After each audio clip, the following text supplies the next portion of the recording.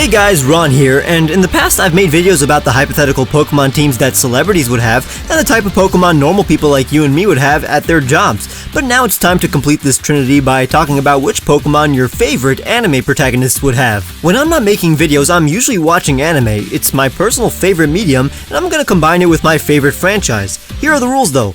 I'm not giving these characters Pokemon who represent other characters in their franchise, and I won't give them Pokemon based on vague physical features if the Pokemon has no other attributes that links them to the character. The Pokemon will be based on the protagonist's abilities, achievements, and sometimes personality.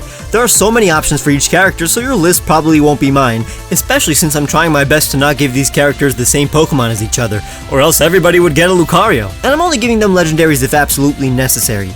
Keep in mind, I can't possibly go through every famous anime character in one video, so please make sure to show your support for what could be a long series by liking and subscribing. And of course, there will be spoilers for each character, so skip around if you must. Let's begin with the father of mainstream anime. For decades, Goku has been defending Earth and the universe. Here's the Pokemon team that helps the Z Fighters do just that. Infernape is literally based on the same exact character that Goku is, Sun Wukong the Monkey King from Journey to the West, known as Son Goku in Japan. Lucario could have gone to almost any character in this video, but makes the most sense at Goku's side. Its aura sphere is reminiscent of the Kamehameha, and the English voice actor for Goku, Sean Schemmel, is even the voice actor for Lucario. Rayquaza is the closest Pokemon to Shenron, and Altaria, another dragon, is Goku's flying Nimbus. As a member of the Turtle School, Goku's ancient Caracosta is very appropriate. And finally, the Chinese Kung Fu Pokemon, Urshifu, spars with Goku every day. The Rapid Strike style Urshifu makes the most sense, given Dragon Ball's famous rapid fighting style, and I reserved the Single Strike Urshifu for another protagonist. As arguably the strongest character on this list, I wanted to give him Pokemon who are famous for their attack stat, like Deoxys Attack Form, who can technically use Instant Transmission, and Mega Mewtwo X, but I thought this team was more realistic. Plus, Mega Rayquaza is literally the strongest Pokemon behind Eternamax Eternatus, so it's fine. Other monkey Pokemon could fit, like Zarude and Simisage, whose Solar Beam could be a Spirit Bomb, but I want the team to have the most references as possible, and Infernape can learn Solar Beam too. Naruto, the #1 hyperactive knucklehead ninja, or you know, Boruto's dad, needs a team worthy of the 7th Hokage. Greninja was the easiest pick on this list, given Naruto's amphibian connections and the fact that he's a literal shinobi. Greninja's Water Shuriken, Kunai, and various other jutsu match Naruto's style perfectly. Given that he's the Ninetales Jinchuriki, this boy has a Ninetales. Both are based on the Kyuubi no Kitsune, and even Zoroark, like Naruto, is based on the shape-shifting powers of Kitsune in Japanese mythology. Naruto's transformation and sexy jutsu is Zoroark's specialty. Ninjask is a ninja Pokemon too. It lives in the Hidden Leaf Village, uses Wind-style jutsu, matches Naruto's speed, and can use Double Team, which is known as Kagebunshin in Japanese, or Shadow Clone, Naruto's specialty. Excelgor is another Pokemon based on ninja, and is as fast as Naruto. And if we were to give Naruto a toad to summon, like Gamakichi, I think Politoed makes the most sense considering it has a literal Uzumaki on its stomach, like Naruto's clan and seal. Shiftry could have been here since it's hidden in the leaves, can use Double Team, and Razor Wind is reminiscent of Rasen Shuriken, and Wobbuffet is basically a substitution. But again, every character is going to have honorable mentions. Gon's team was the trickiest to formulate because of his vague power set. Nen allows you to do so many things, and his abilities are basically just enhanced senses and power using Nen. But as an enhancer, he developed the Jajanken. His Pokemon basically embody the facets of this ability. Gon's main attack, Rock, won't translate to Rock type since it's actually a concentrated punch of Fiery Aura. Emboar is perfect for this, considering it cares for its friends and accesses many punch-related attacks like Focus Punch. Considering all the other punching Pokemon are trained by a later protagonist in this video, Emboar fits in right here. Marshadow is a little punchy boy who matches Gon's desperate attitude and inner darkness, same as Urshifu's Single Strike, which makes sense since Gon's Rock is one single strike, which is his weakness as well. I also like how Urshifu's hair flows upwards. Its Gigantamax form is a nice allusion to Gon's transformation at the end of the Chimera Ant arc, where he gains an immense amount of power, grows up, and sports the longest upwards flowing hair ever. Kartana is a nice reference to both paper and scissors, and even the hardness of rock, but Clawitzer, while also representing Gon's fishing rod, is mostly here because it's the representative of Gon's paper, which is an emission of aura that Gon launches at the enemy. Clawitzers are born to launch! And finally, Lurantis is here because Gon's scissors isn't a literal blade like Kartana, but a transmuted sword of energy like Lurantis' signature Solar Blade. It's the perfect translation of Gon's scissors in the Pokemon world. Plus, Lurantis is cute and unassuming, but extremely vicious like Gon. Honorable mentions could have been Dragonite, Darmanitan, Incineroar, and Rhyperior, and honestly many other Pokemon since again, Gon's abilities could translate into so many Pokemon. Hunter x Hunter gets 2 characters in one video. It's the only time I'm gonna do it since Killua is my second favorite anime character of all time, behind only Shikamaru, and he's basically the yin to Gon's yang. Killua's Lightning Palm, Thunderbolt, and Godspeed are great reasons to give him Pokemon like Zeraora and Luxray. He matches them in personality when serious, and is admittedly very cat-like, both in aura and appearance from time to time. But his more innocent and fun side is portrayed by Rotom, who is also a great infiltrator. As a former assassin though, Weavile is honestly a good amalgamation of all of Killua's traits before learning Nen. It even has sharp claws, speed, and a cold exterior. Of course, Zangoose is a perfect example of a Pokemon who is immune to poisons, has sharp claws, and white hair like Killua. It is Killua at his most serious. But Absol has the perception that Killua has. It's a loner that keeps its distance from danger when it predicts it, which was a flaw of Killua's before removing Illumi's needle. Of course, other Pokemon like Vikavolt, Jolteon, and Mega Ampharos, with its white hair, were considered. All other assassin Pokemon like Ninjask were given to Naruto, and Inteleon is more of a spy but still an honorable mention, like Umbreon, Dusk Lycanroc, and Bisharp.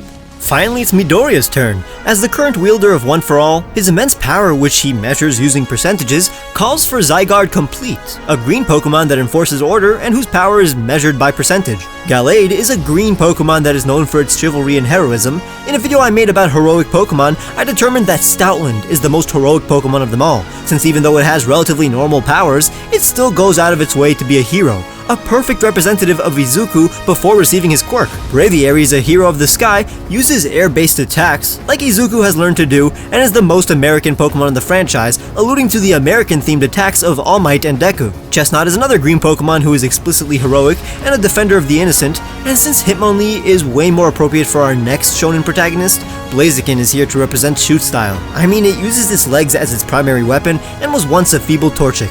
I know many people want Eevee or Riolu on here to represent Deku's potential, or Wishiwashi to represent both Izuku's famous tears and One For All, but Dragonite's versatile power makes sense too, as well as Keldio's young heroics, Sobble's sobbing, and even Togekiss's tendency to follow those with a pure heart. Luffy stretches into battle, but be warned, One Piece is the only show here that I haven't watched any episode of.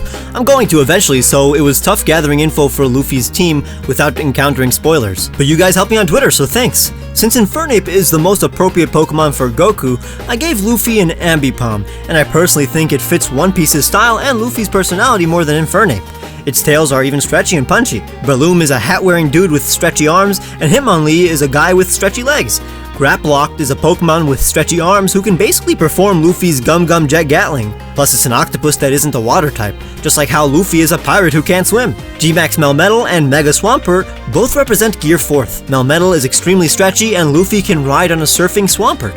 In its Mega form, Swampert has huge muscles and water jet propulsion arms. Of course, Luffy could have any stretchy or rubbery Pokemon on its team, like Wobbuffet, Swalot, Gastrodon, Donphan, and Mega Mewtwo X. Floatzel and Lapras were super appropriate, but Empoleon and Dhelmise also fit the Pirate King goal. People wanted gluttonous Pokemon, but to be fair, almost all shonen protagonists have notable appetites. My favorite anime is Full Metal Alchemist Brotherhood, so Ed has to be here. Spiritomb is literally a Philosopher's Stone. People who watch the show know why. Regardless, I think it would be a desired Pokemon on his team. Bisharp is a Pokemon I always associated with Edward, with its sharp blades and, well, steel. It fights like Ed with its sword. Magearna is also a Pokemon whose soul heart basically works like a Philosopher's Stone and resembles Al. I know we're not adding Pokemon based on other characters in the show, but considering that Ed and Al's souls are basically linked, and Ed was the one who sealed Al's soul in a suit of armor, Magearna and especially Golurk are perfect fits for this team. Like Berserker, a pine-sized, short-tempered cat made of steel. Its claw blades look exactly like Ed's signature weapon, and its dynamic with Golurk here resembles Ed and Al's. And finally, Solgaleo and its full metal body ability is actually based on the alchemical lion, and its origin technically represents the creation of a Philosopher's Stone. Of course, Pokemon like Durant, Metagross, Marowak, and the Chimera Silvally could be connected to Ed, but I think these Pokemon fit perfectly. And by the way, Alolan Muck's ability, Power of Alchemy, has nothing to do with alchemy and is called the Power of Chemistry in Japan. Now it's Eren Yeager's turn. From the day I first saw it, I thought G-Max Grimmsnarl looked exactly like Eren as the attack titan, and just like Eren in his titan, Grimmsnarl is a Pokemon in a suit of hair.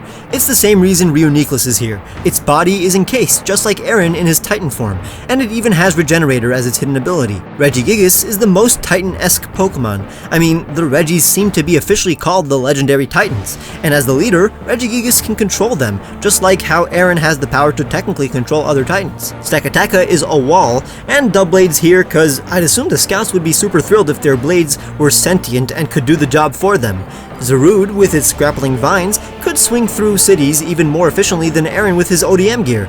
It even has the temperament of Eren. Of course, Bastiodon would fit the whole wall theme, and Scyther and Escavalier could maneuver around town with blades as well. I wasn't gonna waste a spot for Deoncy or Mega Steelix just so he had a Pokemon with diamond hardening powers. I'm sure Stakataka is hard enough. Saitama is next. One Punch Man needs the punching Pokemon Hitmonchan, the superpower Pokemon Machamp, and the bald fighter Sock. Slacking is a lethargic, apathetic Pokemon that surprisingly has the power of a legendary. It suits Saitama so well. Ledion is a Pokemon based on Japanese superheroes like the Super Sentai and Kamen Rider. It's a nice allusion to how One Punch Man is a parody of both anime and various anime characters like Anpan Man. And lastly, Buzzwole. I mean, the only foe that Saitama cannot defeat is a mosquito. It honestly looks like a villain that could be directly taken out of One Punch Man, and I'd assume this fit bug would want to train under a worthy hero. The dex also says that witnesses saw Buzzwole pulverizing a dump truck with a single punch. Honorable mentions are any Pokemon with a strong punch. Now it's time for Kira himself. Light Yagami has a team of insidious Pokemon. A Metagross is very appropriate for a super genius, especially since I'd think that smart Pokemon like Alakazam or Slowking wouldn't want to help Light with his plans. Orbeetle is designed to look like a mad genius. It's a Pokemon with a giant brain who comes up with schemes like Light. Superior, like Death Note's protagonist, has a god complex and sees itself as above others. Snakes and apples visually go together too. Malamar is the most manipulative Pokemon in the world, second to Grumpig. I think this Pokemon would love to aid Light, who also has a Smeargle with the move Guillotine. This Pokemon can use the Death Note with its tail just like Light. And finally, Dusknoir is basically a Shinigami. It drags people to the spirit world. It would act in place of Ryuk in the Pokemon world. Of course, Pokemon like Yveltal, Kartana, Honchkrow, Cofagrigus, and more would fit too. And of course, I would love to make more of these and showcase the teams of characters like Tanjiro, Ichigo, Jotaro, Mob, Usagi, and even rival characters like Sasuke and Bakugo. There are so many great characters with potential unique teams, so like the video if you enjoyed, and subscribe for more. Check the description for the t-shirts I made you guys, my Patreon where you can get cool rewards like discounts on merch and early video access, which you can do by clicking the join button as well. Follow me on Twitter and Instagram, and I'll see you guys very soon.